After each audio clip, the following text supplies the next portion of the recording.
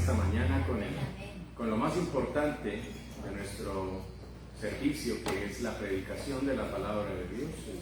El pastor Julio César ya nos anunciaba que nuestro hermano Juan Carlos Arroyo va a ser quien hoy se dirija hacia la congregación, y rogamos a Dios para que le ilumine y le guíe, y su mensaje llegue a nuestros corazones. Hermano Juan Carlos.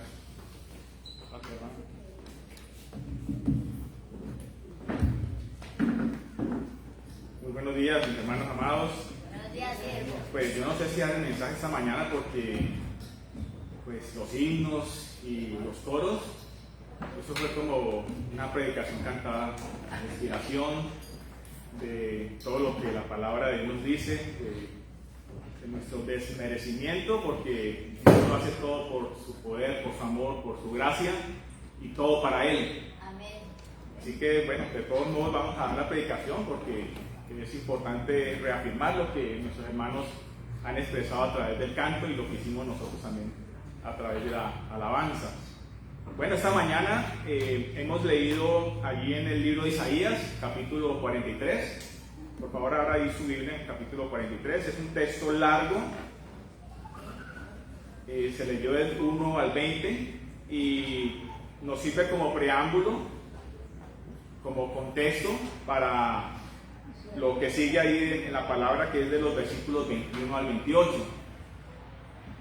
Isaías 43, 21, específicamente lo voy a leer en tres versiones, solamente ese versículo, el versículo 21 de Isaías 43, según la versión, la Biblia de las Américas, dice: el pueblo que yo he formado para mí proclamará mi alabanza. Y ahí en sus Biblias, en la versión Reina Varela de 1960, dice: este pueblo que he creado para mí, mis alabanzas publicará. Y me gusta mucho la versión Nueva Traducción Viviente, lo hace un poquito más extenso y también muy claro. Dice: yo hice a Israel para mí mismo, y algún día me honrará delante del mundo entero. Y en las tres expresiones, en las tres versiones, hablando acerca de la alabanza, en uno dice proclamará, el otro dice publicará, y en el tercero dice: algún día me honrarán delante del mundo entero. Y fíjense que los verbos ahí están en futuro, ¿cierto? En infinitivo, ¿será que se dice? O como en expresión futura. O sea, no es en ese momento, pero en expresión futura, como una continuidad. Cuando Dios dice que Él nos ha formado para Él, nosotros como su pueblo proclamaremos la alabanza. Y hoy he titulado este mensaje con esta pregunta. Se llama así el mensaje de hoy: ¿dónde están los que formé para mí? Y el tema, vamos a hablar acerca de la gracia soberana de Dios, redimidos para su gloria, y el perdón que transforma. Si miramos allí, seguimos la lectura en Isaías 43, el versículo 22 en adelante, voy a leerlo desde la traducción, Nueva Traducción Viviente. Dice: sin embargo, querida familia de Jacob, tú te niegas a pedirme ayuda. Oh Israel, ¿te has cansado de mí? ¿Están siguiendo la lectura? El versículo 23 dice: no me has traído ovejas ni cabras para ofrendas quemadas, no me has honrado con sacrificios, aun cuando no te he agobiado ni fatigado con exigencias de ofrendas de granos y de incienso. No me has traído el cálamo aromático, ni me has agradado con la grasa de los sacrificios. En cambio, me has agobiado con tus pecados y me has cansado con tus faltas, dice Jehová. Yo solo borraré tus pecados por amor a mí mismo, y nunca volveré a pensar en ellos. Dice el versículo 26. Revisemos juntos la situación y presenta tu defensa para demostrar tu inocencia. Desde el principio, tu primer antepasado pecó contra mí. Todos tus líderes quebrantaron mis leyes. Por eso yo he avergonzado a tus sacerdotes he decretado la destrucción total de Jacob y la vergüenza para Israel. Y hasta ahí la lectura de todo ese capítulo 43. Este pasaje de Isaías 43 pertenece dentro del género bíblico al género profético. Isaías habla al pueblo de Judá tanto antes como durante el cautiverio, anunciando juicio y consuelo. Y vemos aquí en estos textos poesía profética, discurso divino, es Dios quien está hablando a través del profeta, y tono judicial. ¿Sí lo notaron allí, cierto? Cargado de simbolismo y paralelismos para subrayar la fidelidad de Dios. Ironía y contraste. Dios ha hecho, ¿cierto? Ya, Él nos crea, Él nos redime, e Israel no ha hecho, es el contraste. ¿Qué no ha hecho? Ni adorar, ni obedecer. Arranca mencionando en el versículo 21 este pueblo y cierra evocando este pueblo también en el versículo 28, enmarcando así la acción redentora como centrada en Israel. Este pasaje se puede estructurar en 3 secciones principales. En el versículo 21, Dios declara que ha creado a su pueblo para que proclame su alabanza. Los versículos 22 al 24 expone la infidelidad del pueblo que ha fallado en su adoración y servicio a Dios. Y los versículos 25 al 28, Dios afirma, a pesar de todo esto, su disposición a perdonar por su gracia, por su propia causa, pero también anuncia juicio debido a las transgresiones persistentes. Hay un énfasis en la gracia soberana de Dios que ofrece perdón no por méritos humanos, sino por su propia voluntad, contrastando con la infidelidad del pueblo. Y hay una repetición de pronombres, también lo notaron allí, yo y tú, que resalta la iniciativa divina frente a la pasividad humana. Dios en su soberanía crea y redime por amor a su nombre, no por méritos del pueblo, sino por su propia gloria. Y es que estos pasajes pues tienen todo un contexto para poder entenderlos y aplicarlos. Isaías, vamos a mirar cómo influye este contexto en este pasaje. Isaías 43 continúa el mensaje de consuelo y redención iniciado en los capítulos anteriores, especialmente desde Isaías 40, donde Dios promete restaurar a su pueblo. El pasaje se sitúa en el contexto del exilio babilónico. El exilio es una cosa terrible, especialmente cuando es un exilio obligatorio. Hay personas que dicen, bueno, voy a probar suerte en otro país, tengo algunos ahorros y voy a mirar cómo me va por allá. Se va voluntariamente, pero este exilio fue un exilio de alguna manera traumática. Fueron despojados de su tierra y expulsados a un lugar extraño. Una época de gran sufrimiento para Israel debido a su desobediencia. Judá ha sufrido la destrucción de Jerusalén y espera un liberador. Dios, a través del profeta Isaías, ofrece esperanza y restauración, pero también recuerda las razones del exilio. Los historiadores señalan la angustia nacional y la pérdida de identidad cultural como telón de fondo. En capítulos posteriores, si nos fijamos por allá en el capítulo 45 exactamente, veremos una revelación profética cuando esto le dice el Señor a Ciro, así dice ahí la escritura, su ungido, cuya mano derecha llenará de poder. Ante él los reyes poderosos quedarán paralizados de miedo. Pues este Ciro, que menciona ahí el capítulo 45, es una figura clave tanto en la historia bíblica como en la historia universal. Lo asombroso aquí es que Dios lo menciona por nombre y lo describe como su ungido, a quien ni era israelita ni adorador del Dios de Israel. Esta profecía, escrita 150 años antes del nacimiento de Ciro, destaca la soberanía de Dios al utilizar a un rey pagano para cumplir sus propósitos de redención. Ese es el poder de Dios. Ciro el Grande, fundador del imperio persa, conquistó Babilonia y permitió que los pueblos exiliados regresaran a sus tierras natales y reconstruyeran sus templos. Dios gobierna sobre las naciones. Utiliza a líderes, creyentes o no, para cumplir su propósito. Él sigue obrando en la historia para redimir y restaurar. Reconocer que Dios puede usar a cualquiera nos desafía a estar disponibles y obedientes a su llamado en nuestras vidas. También hay un contexto cultural allí. La cultura israelita valoraba profundamente el culto y los sacrificios como medios de relación con Dios, pero están en la diáspora, están exiliados, en la dispersión, sin templo, propio de la cultura sacrificial tradicional. Estaba interrumpido por lo que la promesa de perdón sin holocausto, ahí en el versículo 25, pues resulta algo muy revelador.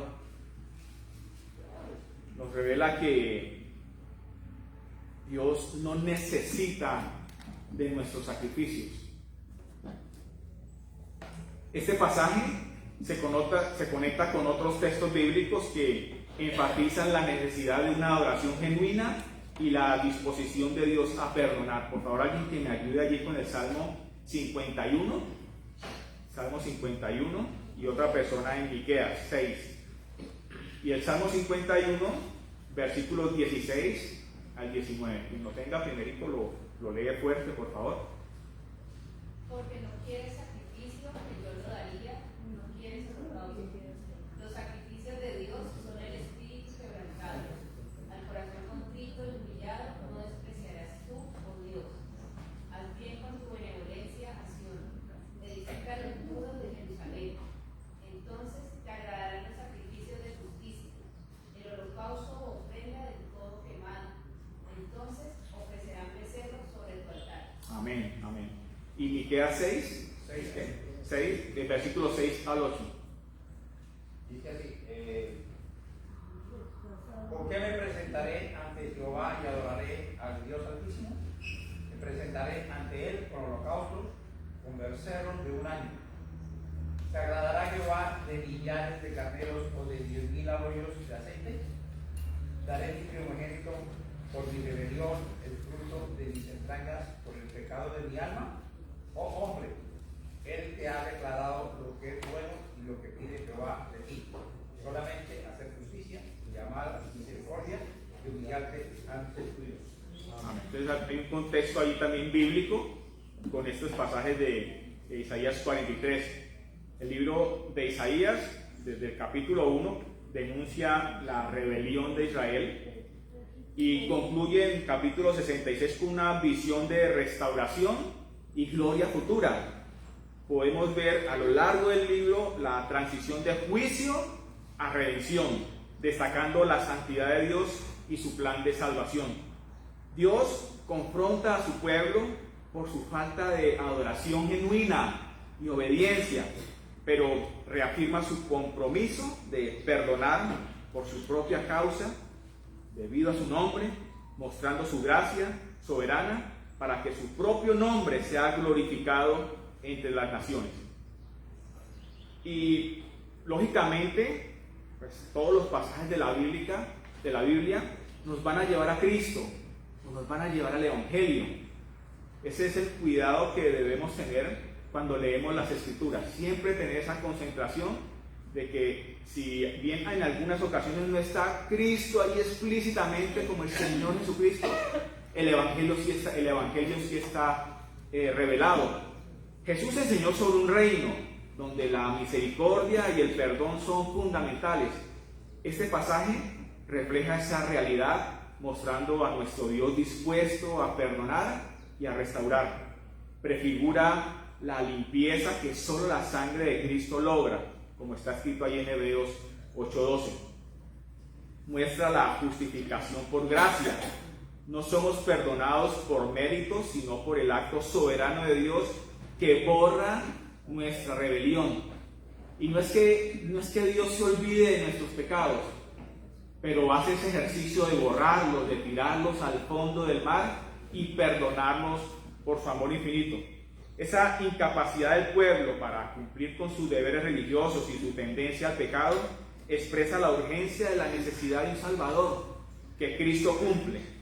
La promesa de restauración histórica de Israel anticipa la nueva creación instaurada por la resurrección de Jesús, donde Dios renueva a su pueblo definitivamente.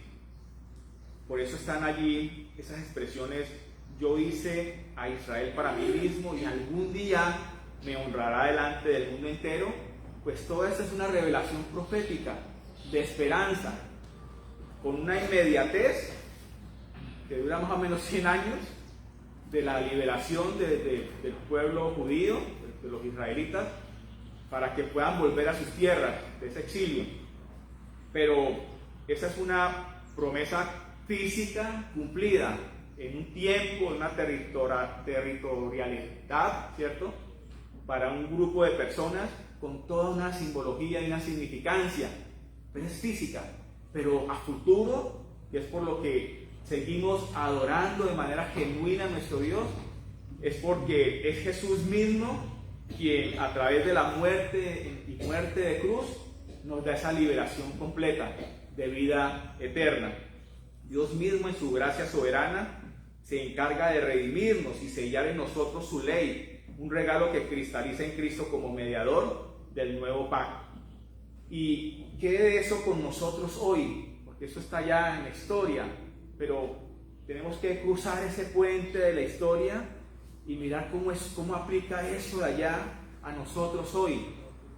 Este pasaje nos recuerda que aunque fallamos en nuestra devoción y obediencia, Dios, por su gracia, ofrece perdón y restauración. Nos llama a una adoración sincera y a vivir conforme a su voluntad, confiando en la obra redentora de Cristo. ¿Ya no tenemos problemas? Pues probablemente no los mismos de allá, pero los problemas, cada época tiene su nueva categoría de dificultades, de problemas que enfrentamos.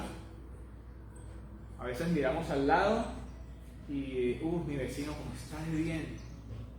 Gloria a Dios, ¿cómo lo tiene de bendecido?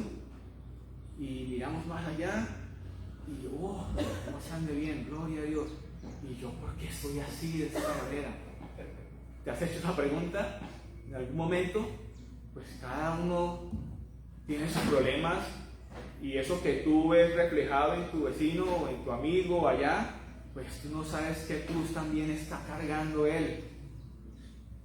Váyase a vivir a su casa a ver si no encuentra las mismas o mayores dificultades. Entonces el punto no es compararnos, sino esa relación personal con el Señor e invocarle. Pasamos por tantas dificultades y como que no, el Señor como que no maneja este campo, mejor dejémoslo quietico, como que no lo molestemos. Pero el Señor se enoja con nosotros, porque al no invocarlo, probablemente estemos buscando otros tipos de alternativas. Es que no hay más Dios que nuestro Dios.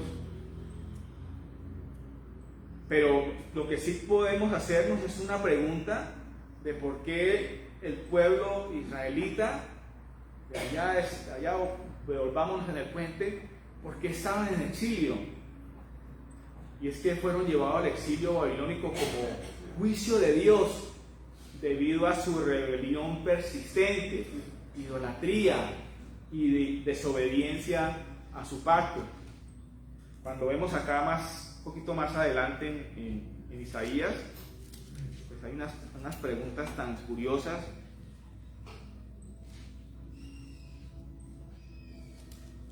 Que da el Señor aquí en su palabra. Dice la palabra de Dios: ¿qué aflicción espera a los que discuten con su Creador? ¿Acaso discute la olla de barro con su hacedor? ¿Reprocha el barro al que le da forma diciéndole: detente, lo estás haciendo mal? ¿Exclama la olla: qué torpe eres? qué terrible sería si un recién nacido le dijera a su padre, ¿por qué nací? O le dijera a su madre, ¿por qué me hiciste así?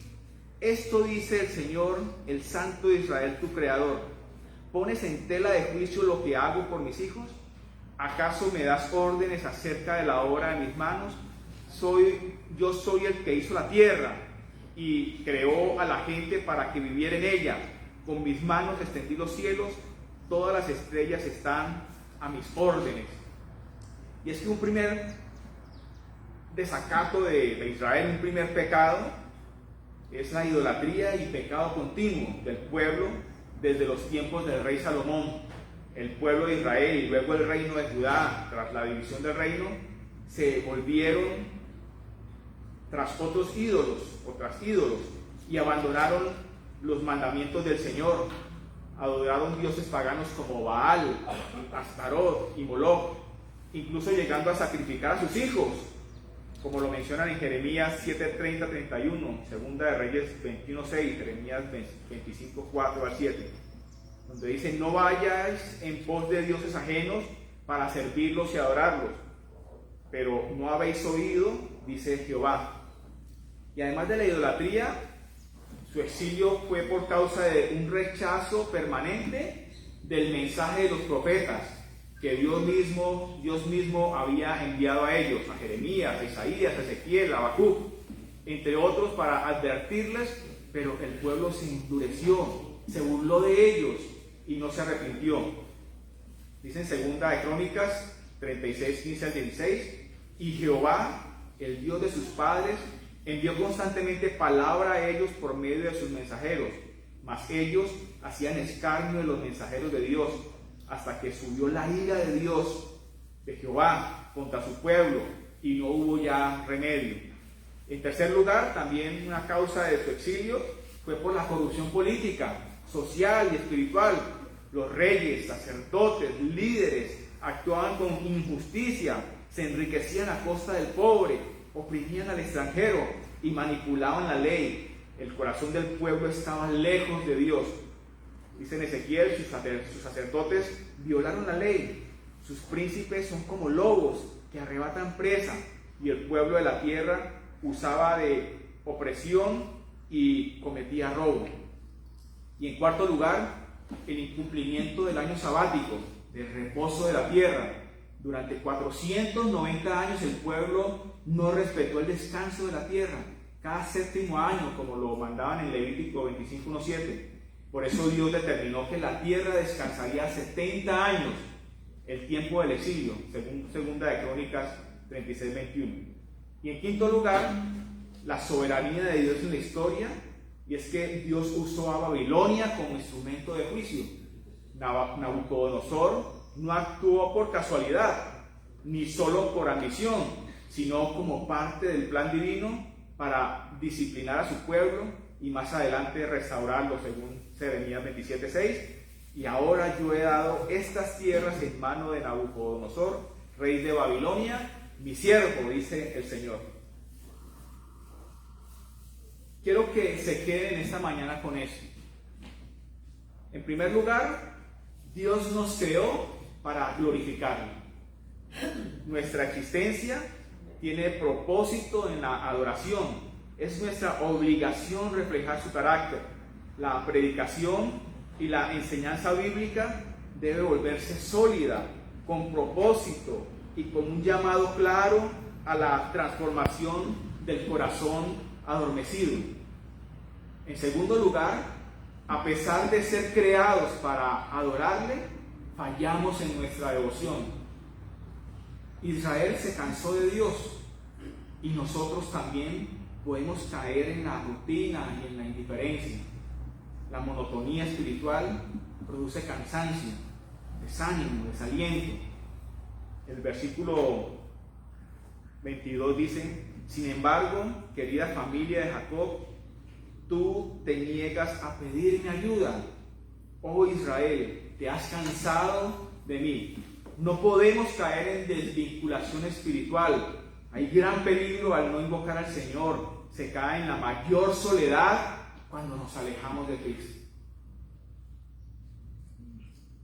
Es probable que haya habido momentos de tu vida, y no importa cuán rodeado estés de gente, de personas, vecinos, compañeros de trabajo, de esa soledad infinita, porque nos hemos desvinculado espiritualmente de Cristo. Es una soledad de muerte, de desalojo, de expropiación, de vacío. Y Dios en su misericordia está siempre pendiente de cada uno de nosotros. En algún momento, una llamada, un versículo, un cántico, y vuelve otra vez como como esa línea de muerte, otra vez, y como que volvemos otra vez. Porque en tercer lugar, la gracia soberana de Dios debe llevarnos a una gran hospitalidad con quien está llegando por primera vez a nuestra iglesia, involucrarlo inmediatamente en un discipulado relacional. Si vamos afuera a evangelizar, hacerlo con urgencia, invitándolos a los pies del Señor, pero para que lleguen acá. Y como dice la palabra del Señor en esa invitación, fuérzalos a entrar, porque en primer lugar debemos redescubrir nuestra adoración real. Si la has perdido, vuelve a los fundamentos. ¿Por qué adoro? ¿Porque la canción es bonita? ¿Porque me la sé? Sí, eso sí es, pero además de eso hay un porqué de mi adoración a Dios, y es por lo que Él ha hecho por cada uno de nosotros. Entonces ahí es cuando debemos recordar nuestra vida pasada o próxima y mirar cómo Dios actuó allí en esos momentos, levantándonos en victoria. Hay que reavivar la predicación viva y transformadora, restablecer los grupos pequeños, y es nuestro planteamiento para este año con las comunidades de amor. Enfatizar nuestra cultura de oración y comunidad que se viene haciendo, hay que impulsarla de mayor manera, de no quedarnos sin la participación de la oración, y volver a ese primer amor, participar activamente y servir y cuidar a mi hermano. Y con eso quiero concluir.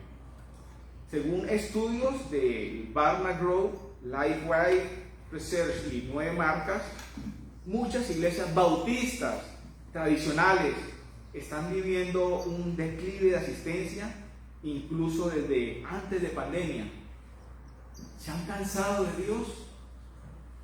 Se está dando un envejecimiento de la membresía, y los jóvenes se sienten desconectados de la experiencia dominical tradicional. Predicaciones moralistas o desconectadas de la vida real están generando apatía. Donde no hay comunidad intencional, las personas se van sin que nadie note su ausencia. ¿Qué hacer? Renovar la predicación con enfoque expositivo, pastoral, con poder, claridad y aplicación, discipulado relacional y grupos pequeños saludables, integración intencional de nuevos creyentes, menos enfoque en programas, más enfoque en las relaciones, nuevos encuentros en hogar, volver al corazón de la adoración. Allí en 43:21, yo hice Israel para mí mismo, y algún día me honrarán delante del mundo entero. No fuimos llamados a eventos, sino a proclamar su alabanza, redescubrir el gozo de congregarnos para su gloria, sermones concentrados en Cristo, con poder, con esa claridad bíblica y esa relevancia práctica, formar núcleos de oración ferviente. ¿Estoy amando al Señor o solo estoy cumpliendo un rito? Es la pregunta para cada uno de nosotros hoy. Y el Señor continúa preguntando: ¿dónde están los que formé para mí? Vamos a orar. ¿Amén? Vamos a estar puestos bien.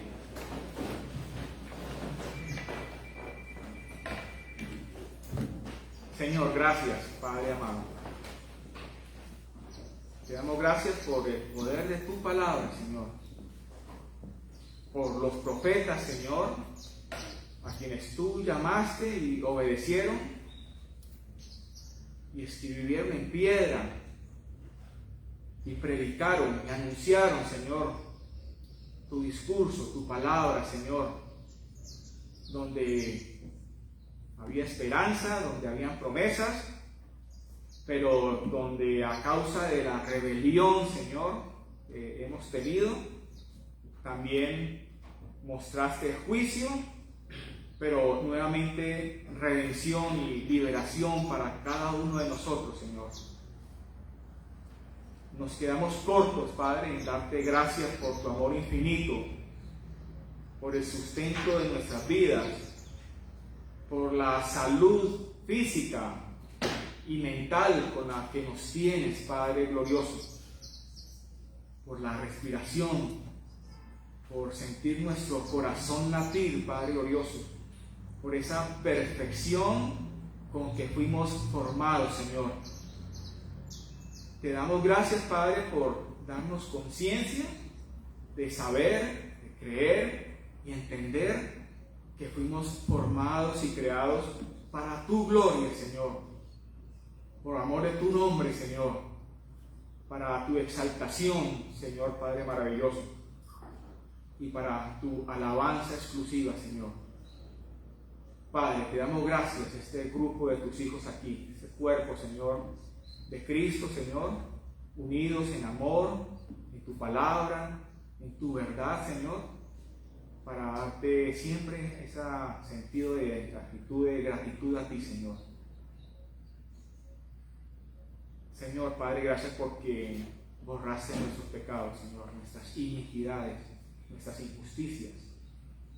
Y a cambio de eso nos perdonaste, Padre, por tu amor infinito, Señor. También cabe que seamos conscientes, Padre, de que nos has salvado, Padre glorioso, es de tu ira, Padre glorioso, de la ira venidera. De eso nos salvas, Padre. Y te damos gracias por tu misericordia, por vernos, por mirarnos a través de tu Hijo Jesucristo, Señor. Una vez más, Señor, te pedimos perdón, Señor. Solo tú sabes que te hemos fallado. Y gracias por devolvernos el gozo de tu salvación, Padre.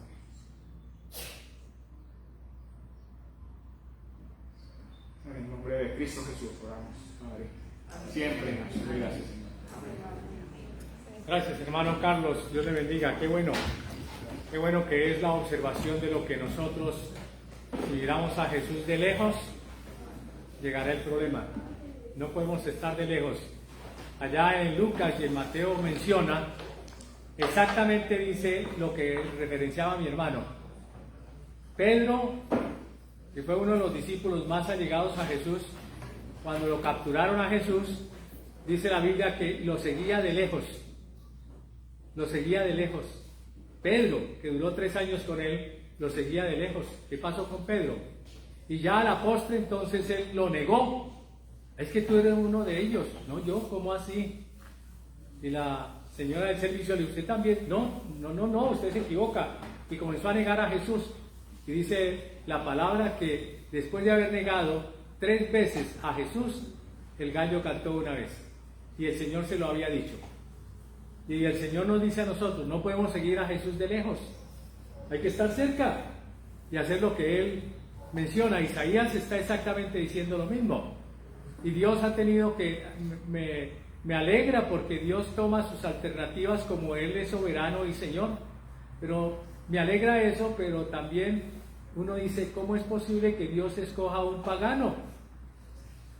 A Ciro, un pagano, un hombre que ni siquiera conocía de Dios, pero lo escogió, lo ungió para Él y lo puso a trabajar. Que no nos pase a nosotros eso. Que tenga que alguien venir a reemplazarnos a nosotros porque nos hicimos los alejados, los que negamos al Señor. Entonces, gracias hermano Carlos porque me hizo recordar ese pasaje del Nuevo Testamento. Me saluda a tu esposa, por favor.